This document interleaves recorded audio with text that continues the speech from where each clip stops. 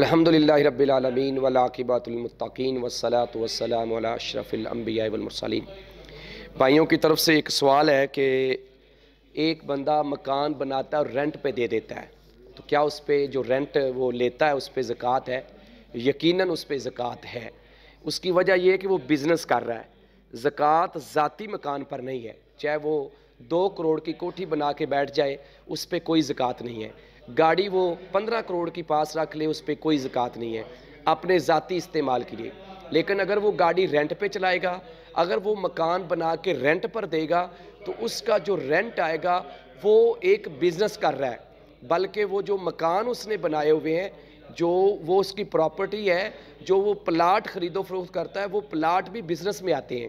لہٰذا جو بھی چیز بزنس میں آئے گی وہ اس کے اوپر سال کے بعد زکوٰۃ لازم ہوگی۔ تو عام لوگوں کو اس چیز کا نہیں پتہ ہوتا، وہ سمجھتے ہیں کہ شاید زکوٰۃ صرف اگر نقد پیسے ہیں تو اس کے اوپر ہے، یا پھر اس کے پاس کوئی سونا چاندی ہے تو اس کے اوپر ہے، یا اس کے پاس غلہ ہے، گندم ہے، چاول ہے تو اس کے اوپر ہے۔ تو ایسا نہیں ہے۔ تو یہ ایک بزنس ہے اور اس میں جو پیسہ آپ نے انویسٹ کیا اس کے اوپر سے جو آپ پروفٹ لے رہے ہیں ایک کرائے کی شکل میں، تو وہ اس کے اوپر آپ زکوٰۃ لازمی طور پر دیں گے۔ اس کے اندر یہ کوئی دوسری رائے نہیں ہے۔ اہل علم سے مزید آپ پوچھ بھی سکتے ہیں، لیکن یہ مسئلہ بڑا اہم ہے، اس کو بھی سمجھنے کی ضرورت ہے کہ رینٹ جو آپ حاصل کرتے ہیں وہ مکان جو آپ نے اپنی ضرورت سے زائد بنا کے رینٹ پہ دیے ہوئے ہیں، وہ ایک آپ بزنس کر رہے ہیں اور اس بزنس کے اوپر آپ کو زکوٰۃ دینی پڑے گی۔ السلام علیکم ورحمۃ اللہ وبرکاتہ۔